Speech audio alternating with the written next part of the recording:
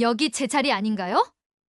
제가 민수 씨 아내인데 어머님이 왜 저기 앉아 계세요? 그 목소리에 고개를 들었습니다. 눈앞이 온통 뿌옇게 흐려져 있었죠. 방금 하나뿐인 아들, 내 아들 민수의 관이 흙으로 덮이는 걸 보고 온 참이었습니다. 심장이 찢어지는 것 같았는데 그 여자의 말은 제 귀를 의심하게 만들었습니다. 아내라고요? 내 아들이 결혼을 했다고요. 아가씨, 지금 정신이 있는 사람이에요? 없는 사람이에요? 여기가 어디라고 와서 행패야? 언니, 저 여자 누구예요? 제 동생이 소리쳤지만 저는 아무 대답도 할 수 없었습니다. 모르는 여자였습니다. 정말 처음 보는 얼굴이었어요. 행패라니요. 제가 이 사람 법적 아내 한유라입니다. 어머님이 반대하실까 봐 혼인신고만 먼저 하고 살고 있었다고요. 여기 증거도 있어요. 여기 오늘 아침에 떼운 거예요. 그 여자가 가방에서 오늘 날짜가 찍힌 서류 한 장을 꺼내 흔들었습니다. 구청장 직인이 선명하게 찍힌 혼인관계 증명서였습니다. 장례식장에 남아있던 몇몇 조문객들과 친척들의 시선이 전부 저에게로 향했습니다. 마침 조문을 왔던 구청에서 일하다 퇴직한 남편의 오랜 친구분이 그 서류를 유심히 보더니 제 동생을 조용히 불렀습니다. 이거 서류 양식은 아마 진짜일 수도 있겠다는 생각이 드네요. 그 중얼거림이 확인 사살이었습니다. 세상에 아들 장가간 것도 몰랐대. 얼마나 모자간의 담을 쌓고 살았으면. 웅성거리는 소리가 제 귓속을 파고들었습니다. 숨이 턱 막혔습니다. 아들을 잃은 슬픔보다 더 지독한 굴욕감이 온몸을 덮쳤습니다. 목소리가 거의 나오지 않았습니다. 내가 정말 민수 아내라고? 그 말을 끝으로 저는 극심한 스트레스 반응으로 바닥으로 쓰러졌습니다. 차가운 장례식장 바닥으로 꺼져 들어가는 기분이었습니다. 하지만 그건 지옥의 시작일 뿐이었습니다.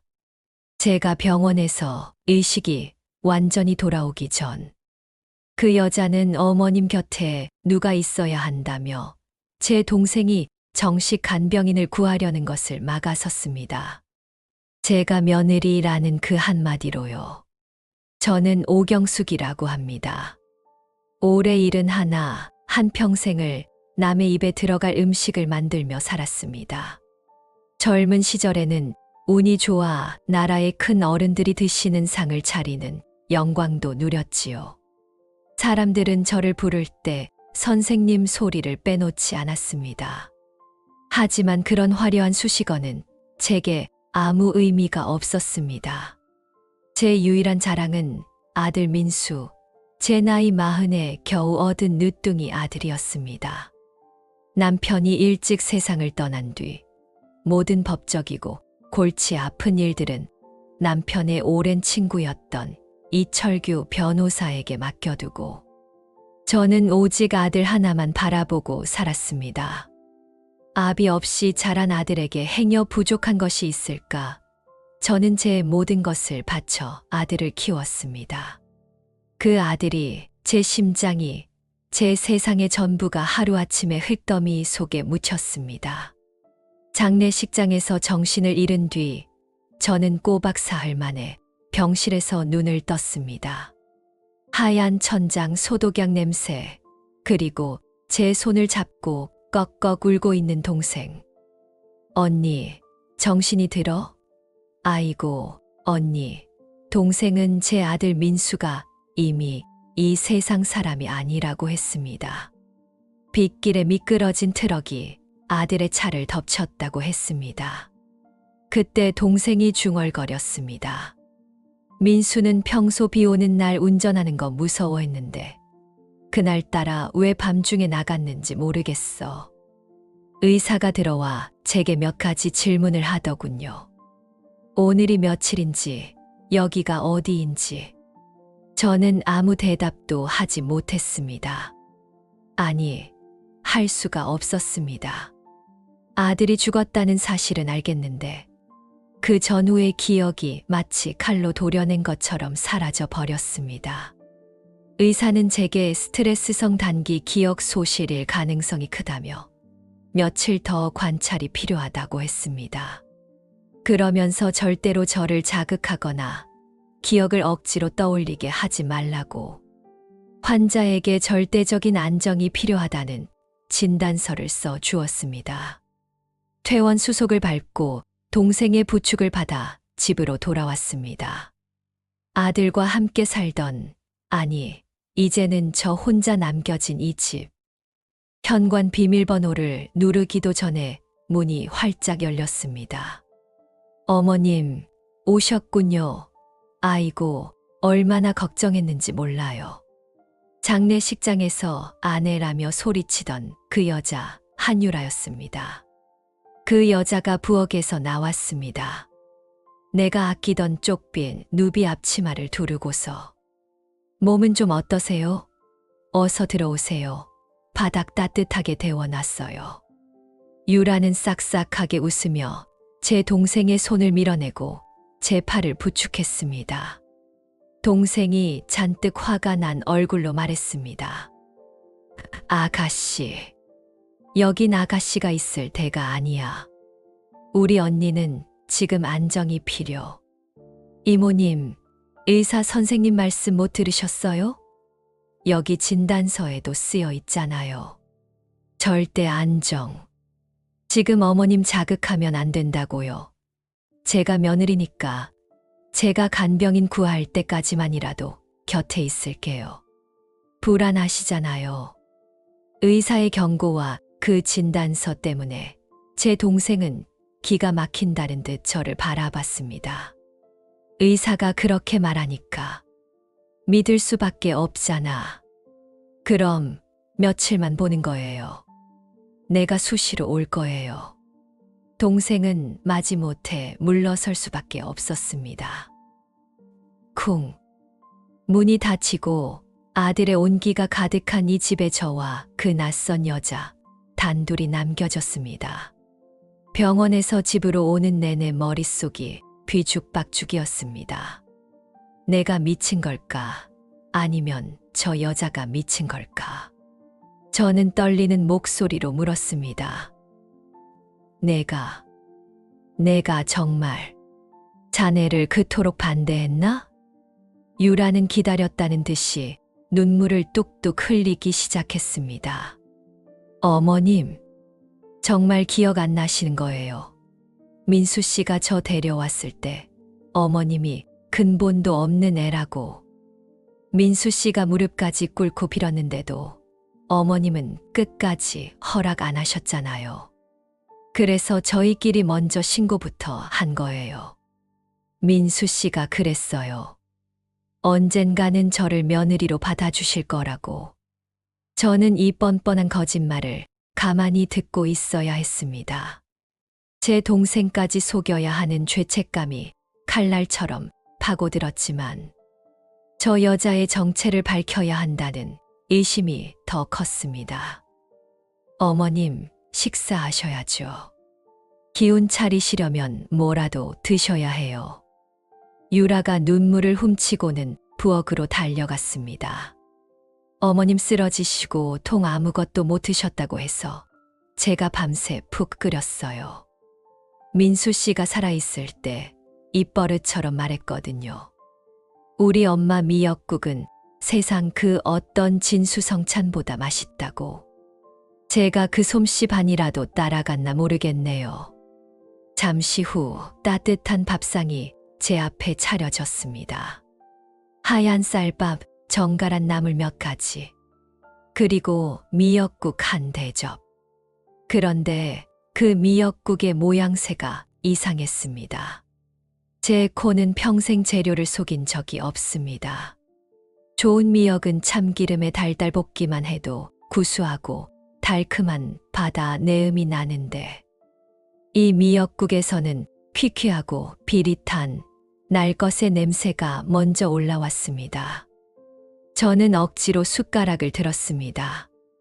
그리고 국물을 한 모금 입에 넣는 순간 그대로 뱉어낼 뻔했습니다. 짰습니다. 혀가 마비될 정도로 짰습니다. 이건 간을 한 수준이 아니었습니다.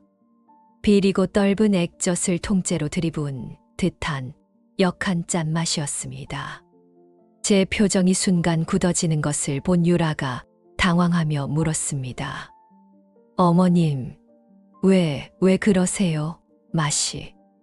맛이 없으세요? 어떻게? 제가 정말 열심히 끓였는데. 민수 씨는 제가 해주는 거, 짠 거 좋아한다고, 다 맛있다고 했는데. 그 여자는 금세 울상이 되었습니다. 저는 차마 이걸 음식이라고 끓였느냐고 호통칠 기력이 없었습니다. 기억은 잃었어도 평생을 음식에 바친 제 혀는 모든 것을 기억하고 있었습니다. 오직 내 아들의 식성을 정확히 아는 어머니만이 알아챌 수 있는 거짓말이었습니다. 그럴 리가 없습니다. 제 아들은 저를 닮아 입맛이 몹시 섬세했습니다. 싱겁게 먹는 것을 좋아했고 특히 이런 비린내는 질색하던 아이였습니다. 제 기억은 사라졌을지 몰라도 제 혀가 진실을 말하고 있었습니다. 저 여자는 거짓말을 하고 있습니다. 제 기억은 사라지지 않았습니다. 그날 장례식장에서 제가 쓰러졌던 건 슬픔 때문만은 아니었습니다. 제 기억은 단 한순간도 지워진 적이 없습니다. 의사가 일시적 기억 장애니 자극을 피하라느니 떠들 때 저는 그저 눈을 감고 있었습니다. 그 편이 낫다고 판단했을 뿐입니다. 저는 똑똑히 봤습니다. 모두가 곡을 하고 조문을 하느라 정신이 없을 때 아들의 영정사진 앞에서 누구보다 서럽게 울던 그 여자 한유라가 서럽게 울다 비틀거리며 영정 앞상 위에 손을 짚는 척했습니다. 그때 제 눈에는 분명 상 위에 놓여있던 민수 지갑이 그 여자의 손에 쥐어져 가방 안으로 들어가는 것이 보였습니다. 제 아들의 마지막 온기가 남은 그 지갑을 저는 그 자리에서 쓰러지기 직전 마지막 힘을 짜냈습니다. 손끝이 얼어붙는 것 같았지만 이철규 변호사에게 미처 다 쓰지도 못한 문자 하나를 보냈습니다. 민수, 이상한 여. 거기까지였습니다. 그 충격에 정신을 잃었던 겁니다. 병원에서 눈을 떴을 때 의사의 진단은 오히려 제게 기회가 되었습니다.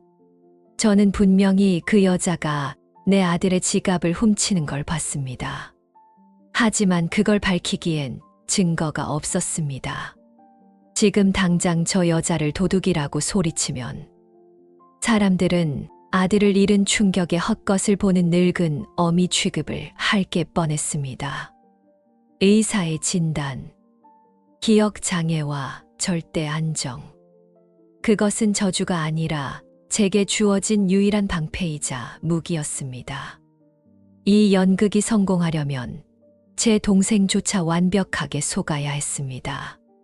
그렇게 저는 아무것도 기억 못하는 늙은이가 되어 제 집으로 돌아왔습니다. 그날 지옥에서나 맛볼 법한 미역국을 억지로 삼킨 것도 연기의 일부였습니다.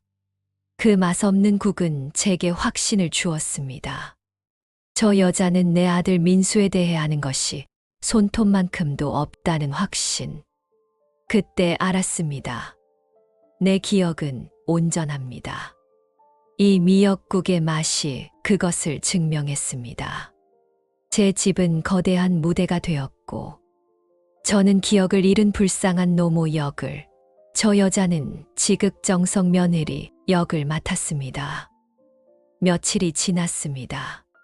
한유라는 하루 종일 제 주변을 맴돌며 살갑게 굴었습니다. 어머님, 오늘은 햇살이 좋아요. 거실에 좀 나와 계세요. 하지만 유독 민수의 차 사고 이야기가 나올 때면 그 여자의 눈빛이 이상하게 흔들렸습니다.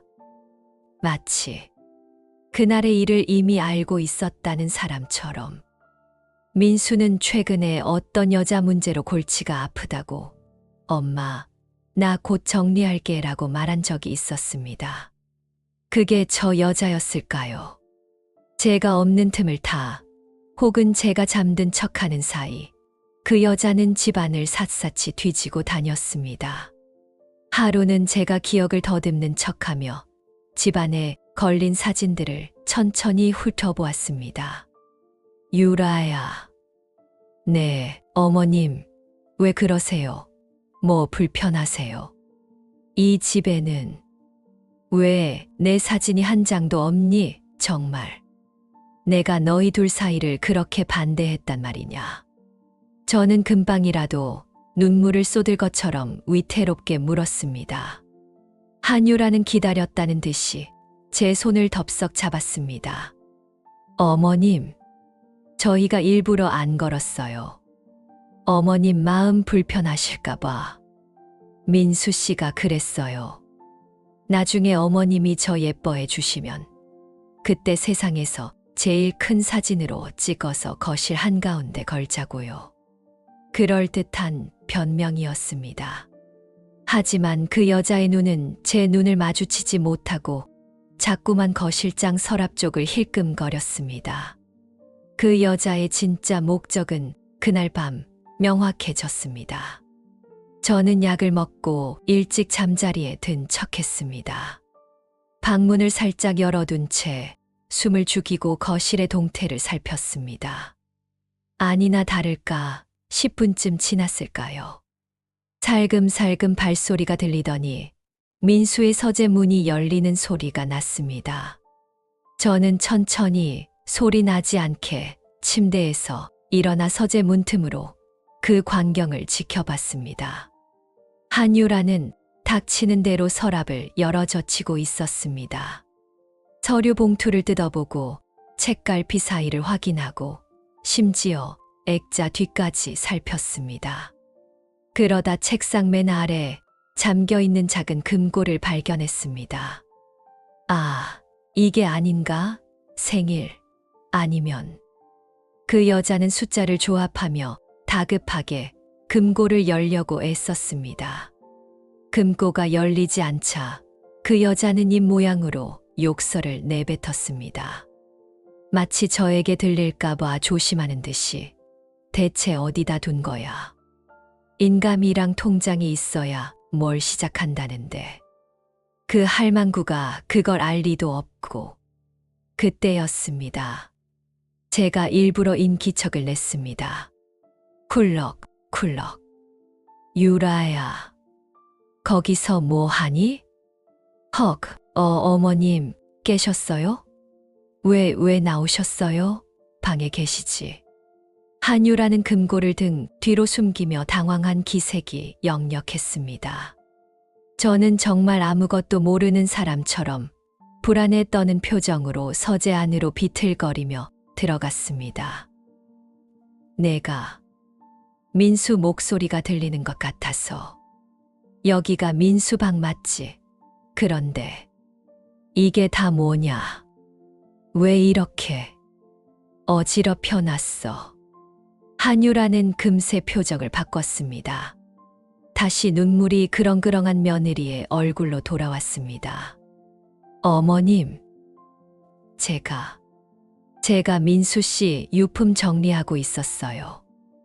이런 거 어머님이 보시면 또 쓰러지실까봐. 혼자 정리하다가 그만. 어서 방에 가서 주무세요. 제가 다 치울게요. 유품. 정리. 네, 그럼요. 이제 민수 씨가 남긴 것들, 사망보험금 같은 거 청구하려면 서류가 필요해서요. 제가 다 처리해야죠. 어머님은 아무 걱정 마시고 저만 믿으세요. 제가 어머님 며느리잖아요. 저는 그 여자의 부축을 받는 척하며 방으로 돌아왔습니다. 사망보험금이라. 인감과 통장을 찾던 여자가 이제는 유품 정리를 핑계 대고 있었습니다.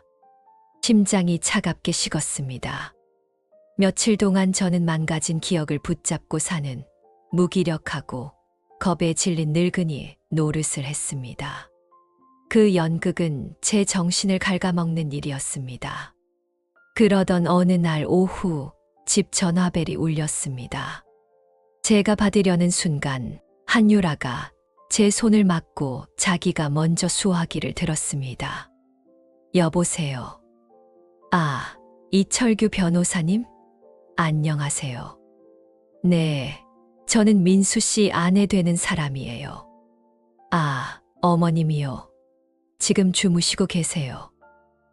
네, 기억이 좀 안 좋으셔서.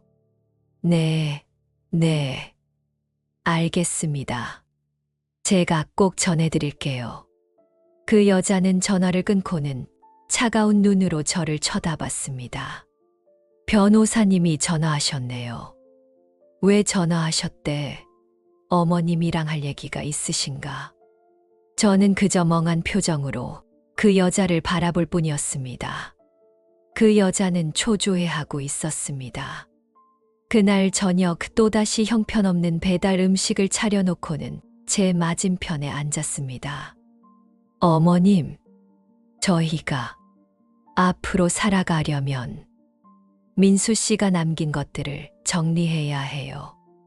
그런데 알아보니 민수 씨 앞으로 빚이 좀 있더라고요.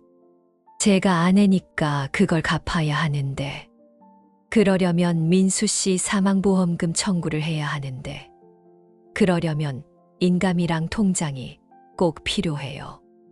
어머님 정말 어디 두셨는지 기억 안 나세요? 네. 그 여자는 제 손을 잡고 애원하듯 물었습니다. 빚이라니. 내 아들이 빚이 있다고. 저 여자가 저를 압박하기 위해 또 다른 거짓말을 지어낸 것이 분명했습니다. 이제는 미끼를 던질 때였습니다. 빚이라니. 우리 민수가. 빚이. 네, 어머님. 그러니까 제가 빨리 정리해야. 변호사. 네, 뭐라고요, 어머님? 저는 초점 없는 눈으로 한유라를 올려다봤습니다. 변호사가 있었어. 우리 집안일 다 맡아주던 사람. 이철규 변호사라고. 제가 2단계에서 미리 말씀드렸던 남편의 친구 말입니다. 그 사람이 다 알 거야. 민수 것도 아마 그 사람이 다 가지고 있을 거야. 제 말이 끝나자마자 한유라의 눈이 탐욕으로 번득이는 것을 똑똑히 봤습니다. 이 변호사요? 어머님, 그분 연락처 아세요? 사무실이 어디예요? 몰라. 전화번호. 민수 방. 책상. 맨 위 서랍. 거기에 수첩이. 저는 머리를 감싸쥐며 신음했습니다. 한유라는 어머님 잠시만요. 라고 외치더니 곧장 민수의 서재로 뛰어들어갔습니다. 잠시 뒤 먼지 쌓인 낡은 주소록을 들고 제 앞에 나타났습니다. 이분 맞죠? 이철규 변호사. 저는 희미하게 고개를 끄덕였습니다. 그 여자는 그 자리에서 바로 전화를 걸었습니다. 스피커폰으로 바꾸는 것도 잊지 않았더군요. 저 들으라는 것이었죠. 여보세요. 거기 이철규 변호사님 사무실 맞나요? 아, 변호사님, 안녕하세요. 저는 이민수 씨 아내 되는 한유라라고 합니다. 네, 맞아요. 어머님이, 오경숙 선생님이 지금 편찮으셔서 기억도 잘 못하시고. 네, 그래서 제가 대신 전화드렸어요. 상속 문제 때문에. 네, 맞아요. 민수 씨 인감이랑 통장. 변호사님이 보관하고 계시다고 들어서요. 아, 정말요? 네네, 그럼요. 저희 집으로 와주시면 제일 좋죠. 어머님도 뵙고요. 네, 그럼 모레 10시에 뵙겠습니다. 감사합니다, 변호사님. 전화가 끊어지자 한유라는 세상을 다 가진 듯한 표정을 지었습니다. 어머님, 들으셨죠? 이 변호사님이 민수 씨. 인감이랑 통장 다 가지고 계신데요. 이제 다 해결됐어요. 아이고, 어머님, 걱정 마세요. 제가 싹 다 처리하고 어머님은 평생 저랑 편하게 사시면 돼요. 네. 그 여자가 모르는 것이 있었습니다. 이철규 변호사는 제가 보낸 그 불완전하고 끊어진 문자 민수, 이상한요. 를 받고 거기에 난데없이 아내라는 여자가 나타났다는 소식에 제가 병원에 있는 사흘 내내 그 여자의 뒷조사를 하고 있었습니다. 사부인, 그 문자 받고 사설 정보업체에 바로 의뢰했습니다. 그 여자 한유라. 민수군 사고 소식을 내부망으로 듣고 장례를 자원했더군요. 원래 상조회사 직원이었습니다. 고객 정보 빼돌리다 해고된 전적이 있습니다. 민수 군과는 과거에 잠시 만났던 사이더군요. 변호사님, 저는 기억을 잃은 척할 겁니다. 네, 사부인, 그게 무슨... 그 여자가 제 집에 들어올 겁니다. 제발 저 좀 도와주세요. 제가 신호를 보낼 때까지 모르는 척 해주세요. 민수 재산 단 한 톨도 그 더러운 손에 넘겨줄 수 없어요. 이 변호사는 모든 것을 이해했습니다. 그리고 제 연극의 가장 든든한 조력자가 되어주기로 약속했습니다. 약속된 이틀 중 하루가 지났습니다. 그 하루는 이상하리만치 고요했습니다. 한유라는 더 이상 서재를 뒤지지 않았습니다. 이 변호사와의 통화 한 통으로 그 여자는 자신이 이 집의 재산을 손에 넣는 것은 시간 문제라고 확신한 듯 했습니다. 그 여자는 내일 오전 10시 이 변호사가 가져올 인감과 통장을 기다리며 이미 승리자가 된 기분에 취해 있었습니다. 저는 그 여자의 그런 오만함이 필요했습니다. 덫에 걸린 짐승은 마지막 순간까지 자신이 덫에 걸린 줄 몰라야 하는 법입니다. 그 여자가 거실 소파에 누워 태평하게 텔레비전을 보며 낄낄거리는 동안 저는 텅 빈 아들 방을 정리하는 척하며 마지막 무대를 준비했습니다. 내일 아침 이 변호사가 오기 전에 저는 저 여자에게 마지막 시험을 치르게 해야 했습니다. 그 여자가 가짜 며느리라는 것을 제 손으로, 제 방식으로 입증해야 했습니다. 변호사가 오기로 한 전날 밤이었습니다. 저는 일부러 늦은 시간까지 거실 소파에 멍하니 앉아 있었습니다. 텔레비전에서는 마침 한식 대첩이니 뭐니 하는 요리 프로그램이 한창이었습니다. 화려한 궁중 요리가 화면을 가득 채웠습니다. 어머님, 왜 안 주무시고? 잠든 게 아니었습니다. 그 여자는 어둠 속에서 저를 지켜보고 있었습니다. 목이 말라서. 아, 무리요. 제가 갖다 드릴게요. 방에 가 계세요. 유라가 귀찮다는 듯 일어섰습니다. 저는 그 여자를 붙잡았습니다. 그리고 텔레비전 화면을 멍하니 바라보는 척했습니다. 저 요리. 네. 아, 저거요? 맛있어 보이긴 하네요. 근데 어머님, 저런 건 비싸기만 하고. 민수가, 우리 민수가 저런 걸 참 좋아했는데 제 말에 유라의 눈이 번쩍 뜨였습니다. 그 여자는 다시 제 옆에 앉으며 물었습니다. 민수 씨가요? 에이, 어머님. 민수 씨는 고기 좋아했잖아요. 저랑 맨날 삼겹살에 소주 먹는 게 데이트였는데. 저런 건 느끼하다고 싫어했어요. 저는 속으로 코웃음을 쳤습니다. 제 아들은 돼지 기름을 소화시키지 못해 삼겹살을 입에도 대지 못했습니다. 저 여자는 제 아들에 대해 아는 것이 정말 하나도 없었습니다. 저는 기억이 오락가락하는 사람처럼 초점 없는 눈으로 화면을 응시했습니다. 아니야.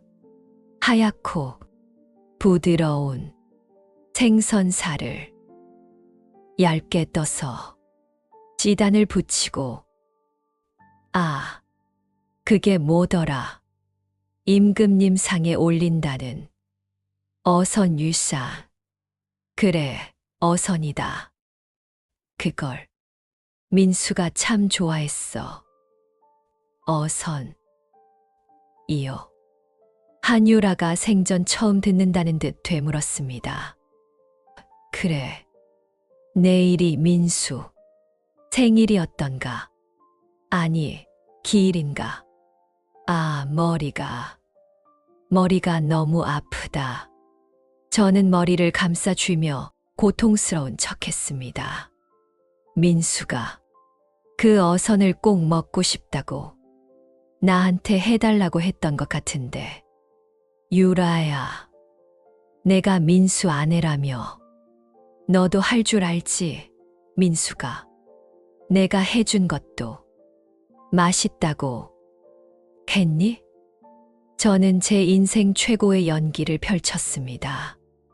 아들의 환영을 보는 늙은 어미의 슬픈 부탁. 한유라는 잠시 망설이는 듯 했습니다. 어선이라는 요리는 들어본 적도 없을 테고, 그동안의 솜씨를 보아하니 계란 프라이 하나 제대로 못할 인간이었습니다. 하지만 그 여자는 내일 이 변호사에게 자신이 진짜 며느리임을 보여줄 절호의 기회라고 생각한 모양입니다. 어선이요. 아, 그거, 아유, 그럼요, 어머님. 제가 민수 씨한테 그 비법을 전수받았죠. 민수 씨가 어머님 솜씨가 하도 대단해서 저한테 꼭 배워두라고 했거든요. 어머님 입맛에 맞을지는 모르겠지만 그 여자는 자신만만하게 웃었습니다. 마침 내일 변호사님도 오시는데 딱 좋네요. 제가 내일 아침 일찍 장보하다가 점심때 어머님이랑 변호사님이랑 같이 드실 수 있게 아주 근사하게 차려드릴게요. 어머님은 아무 걱정 마시고 푹 주무세요. 네. 저는 그저 고개를 끄덕였습니다. 그래. 고맙다. 며느리야. 방으로 돌아와 문을 닫았습니다. 그 여자는 아마 지금쯤 밤새도록 핸드폰으로 어선 만드는 법을 검색하고 있을 겁니다. 하지만 그 어디에도 나오지 않는 사실이 하나 있습니다. 그 여자가 아무리 용을 써도 찾아낼 수 없는 오직 저와 제 아들만이 아는 비밀. 그것이 바로 내일 저 여자의 숨통을 끊어놓을 마지막 한 수가 될 것이었습니다. 다음 날 아침 10시 정각에 초인종이 울렸습니다. 한유라는 마치 이 집의 안주인이라도 된 것처럼 어젯밤과는 달리 말끔하게 화장까지 하고 현관으로 달려나갔습니다. 어머나, 이 변호사님, 어서 오세요. 아이고, 길이 막히진 않으셨어요? 아닙니다. 이철규 변호사가 묵직한 가방을 들고 거실로 들어섰습니다. 저를 보더니 처음 보는 사람처럼 깍듯하게 고개를 숙였습니다. 자부인, 몸은 좀 어떠십니까? 말씀은 한유라 씨에게 들었습니다. 저는 약속대로 여전히 초점 없는 눈으로 이 변호사를 바라보며 힘겹게 입을 열었습니다. 변호사님, 오셨군요. 내가 정신이 없어서. 한유라가 제 말을 자르고 이 변호사를 소파로 이끌었습니다. 변호사님, 이쪽으로 앉으세요. 어머님이 아직 기억이 오락가락하세요. 제가 민수 씨 법적 아내 한유라입니다. 어제 전화 드렸던 어머님 대신 이제 제가 모든 걸 처리해야 해서요. 민수 씨 인감이랑 통장 가져오셨죠? 그 여자의 노골적인 탐욕에 이 변호사의 눈썹이 한 번 꿈틀했지만 그 여자는 눈치채지 못했습니다. 저는 그 여자의 들뜬 어깨를 바라보며 마지막 무대의 막을 올렸습니다. 밥 먹고 가세요. 변호사님, 우리 며느리가 민수 주려고 아주 귀한 요리를 했습니다. 제 말에 한유라는 기다렸다는 듯이 활짝 웃었습니다. 어머님도 참, 아이고, 변호사님, 마침 잘 오셨어요. 어머님이 어제 민수 씨가 생전에 어선을 그렇게 좋아했다고 하시더라고요. 제가 솜씨는 없지만 밤새 정성껏 한번 만들어 봤습니다. 마침 점심때도 됐는데 변호사님도 같이 맛 좀 보세요. 이게 제 성이에요. 한유라는 콧노래까지 흥얼거리며 부엌으로 향했습니다. 잠시 후 김이 모락모락 나는 그럴듯한 접시가 식탁 위에 놓였습니다. 하얀 생선살을 곱게 다지고 지단과 버섯으로 모양을 낸 것이 하룻밤 벼락치기로 배운 솜씨치고는 제법이었습니다. 자, 어머님, 먼저 드셔보세요. 변호사님도 어서요. 한유라가 제 손에 억지로 숟가락을 쥐어주었습니다. 이 변호사는 말없이 그릇을 바라보고만 있었습니다. 저는 천천히 숟가락을 들었습니다. 그리고 그 어선이라는 것을 한 숟가락 떴습니다. 입으로 가져가는 척하던 저는 숟가락을 그대로 식탁 위에 내려놓았습니다. 쨍그랑. 작지만 날카로운 소리가 거실의 정적을 깨뜨렸습니다. 한유라의 미소가 굳었습니다. 어머님, 왜 안 드세요? 입맛에 안 맞으세요? 제가 긴장해서 그만. 저는 천천히 고개를 들었습니다. 그리고 제 평생 처음으로 사람을 죽일 수도 있을 것 같은 눈빛으로 그 여자를 똑바로 쏘아보았습니다. 더 이상 목소리는 떨리지 않았습니다. 안개 속에 갇혀있던 제 정신이 칼날처럼 번뜩였습니다. 이걸 지금 내 아들 밥상이라고 차린 게냐. 제 목소리는 낮고 차가웠지만 거실 전체를 울렸습니다. 한유라는 당황해서 눈만 끔뻑거렸습니다. 네, 어머님. 갑자기 왜? 무슨 말씀이세요? 내 아들 민수는. 저는 자리에서 천천히 일어섰습니다. 더 이상 구부정하게 휜 허리가 아니었습니다. 70평생을 버텨온 꼿꼿한 자세였습니다. 내 아들 이민수는 태어날 때부터 지독한 알레르기가 있었다. 갑각류는 입에도 못 댔고, 특히 생선. 저는 그 여자가 만든 어선을 손가락으로 가리켰습니다.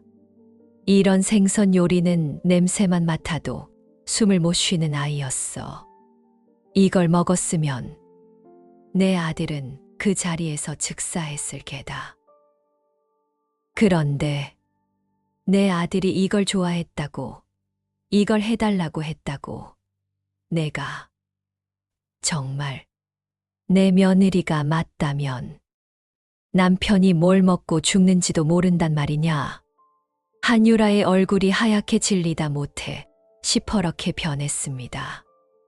뭐, 알레르기, 그럴 리가. 어머님이 어제 분명히 민수 씨가 좋아한다고. 그래, 내가 그랬지. 저는 그 여자에게 한 걸음 다가갔습니다. 내가 그 말에 속아 넘어갈 줄도 알았다. 내가 내 아들에 대해 아는 것이라고는 이름 석차와 이 집 재산뿐이라는 것도 알았고, 지금 무슨 연극 하시는 거예요? 변호사님, 이것 보세요. 어머님이 또 이상하세요. 기억이. 그때까지 조용히 앉아있던 이 변호사가 입을 열었습니다. 한유라 씨, 연극은 당신이 하고 있었지요. 이 변호사는 묵직한 가방을 열었습니다. 그 안에서 나온 것은 인감이나 통장이 아니었습니다. 수십 장의 서류 뭉치였습니다. 오사부님 오경숙은 기억을 잃은 적이 없습니다. 네. 사부님은 장례식장에서 당신이 민수군의 지갑을 훔치는 것을 똑똑히 목격하셨습니다. 그 충격으로 쓰러지셨던 거고, 그 직전 저에게 그 끊어진 문자를 남기셨습니다. 당신을 이 집에 들인 것은 당신의 죄를 당신 스스로 입증하게 하기 위함이었습니다. 이 변호사는 서류 한 장을 한유라의 면전에 내밀었습니다. 당신이 장례식장에서 흔들었던 그 혼인관계 증명서입니다. 저희가 고용한 전문가가 확인했습니다. 서류 자체는 진짜처럼 보였지만 민수군이 해외 출장 간 사이에 위조한 위임장으로 당신 혼자 구청에 신고를 마쳤더군요. 명백한 사문서 위조입니다. 한유라의 눈동자가 지진이라도 난 듯 흔들렸습니다. 우리 쪽 조사에 따르면 민수군이 사고 당일 당신의 그 사기 행각을 모두 알게 되었습니다. 그리고 당신을 만나러 갔더군요. 헤어지자고 이 사기 결혼을 무효로 하겠다고 말하러 가던 길이었습니다. 당신과 격하게 다투고 돌아오던 길에 빗길에서 그 사고가 난 겁니다. 내가 내 아들을 2번 죽인 게야. 저는 제 방으로 들어가 장롱 깊숙한 곳에 숨겨두었던 작은 비단 주머니를 들고 나왔습니다. 그 안에는 민수의 진짜 인감도장과 통장, 그리고 이 집의 권리증이 고스란히 들어 있었습니다. 너 같은 하이에나에게 내 아들의 마지막 흔적을 내어줄 것 같았더냐. 한유라가 발악하듯 소리쳤습니다. 이 영감탱이들이 날 속였어. 사기죄로 고소할 거야. 날 갖고 놀았어. 그 순간 현관 초인종이 다시 울렸습니다. 이 변호사가 문을 열자 제복을 입은 경찰 2명이 들어왔습니다. 이 변호사입니다. 신고한 대로입니다. 사문서 위조 및 사기, 절도 미수 혐의입니다. 경찰들이 한유라의 양팔을 붙잡았습니다. 이거 놔. 내가 억울해서. 민수 씨, 내가 정말 사랑했는데 놔. 그 여자는 끌려나가는 마지막 순간까지 제 아들의 이름을 불렀습니다. 하지만 그 눈동자에는 사랑이 아닌 모든 것을 잃은 자의 도끼만 서려 있었습니다. 현관문이 닫히고 집안에는 지독한 생선 비린내와 함께 다시 정적이 찾아왔습니다. 경찰차가 떠나는 사이렌 소리가 멀어지고 집안에는 무거운 침묵이 내려앉았습니다. 조금 전까지 그 여자가 발악하며 쏟아냈던 도끼와 거짓말들이 공기 중에 먼지처럼 떠다니는 것 같았습니다. 식탁 위에는 그 끔찍한 어선이 김도 다 식은 채 흉물스럽게 놓여 있었습니다. 저는 그 자리에 한참을 서 있었습니다. 다리가 후들거려 금방이라도 주저앉을 것 같았습니다.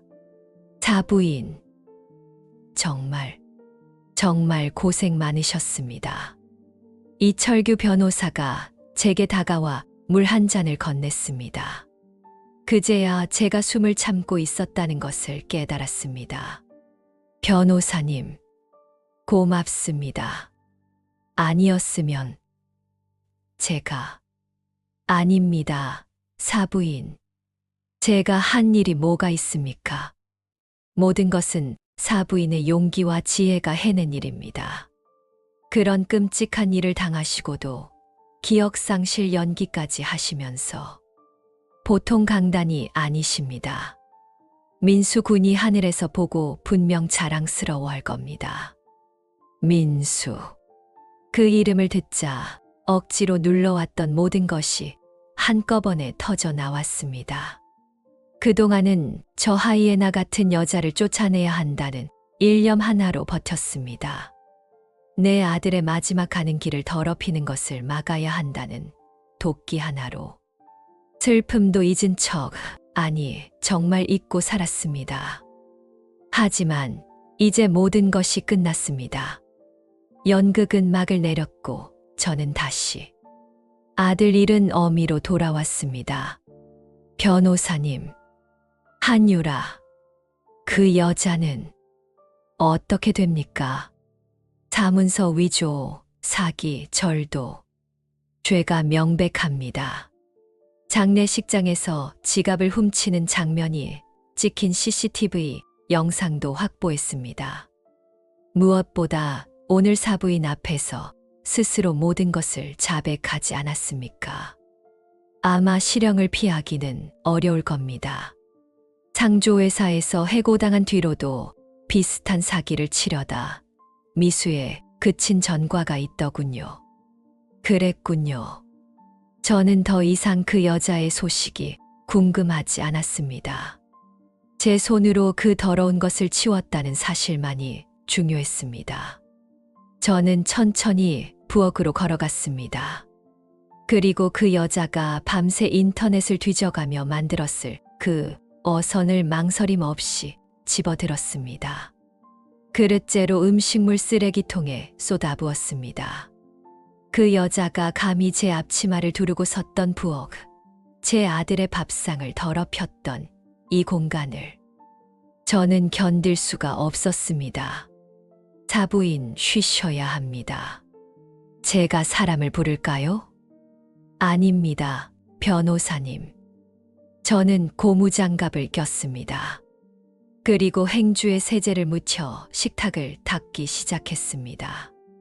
그 여자의 손길이 닿았던 모든 곳을, 가스레인지를 닦고 싱크대를 닦고 그 여자가 썼던 그릇들을 전부 꺼내 뜨거운 물에 삶았습니다. 마치 독을 씻어내듯, 악귀를 쫓아내듯 저는 미친 사람처럼 닦고 또 닦았습니다. 그 여자의 흔적을 이 집에서 단 하나도 남기고 싶지 않았습니다. 이 변호사는 그런 저를 말없이 지켜보다가 무거운 한숨과 함께 입을 열었습니다. 민수군 앞으로 된 보험금과 재산은 제가 안전하게 정리해서 다시 서류를 가져오겠습니다. 당분간은 아무 생각 마시고 그저 편히 쉬십시오. 그리고 이제는 마음껏 우셔도 됩니다, 사부인. 이 변호사가 돌아가고 집에는 다시 저 혼자 남았습니다. 깨끗하게 치워진 부엌. 하지만 그 어떤 것도 제자리에 있는 것 같지 않았습니다.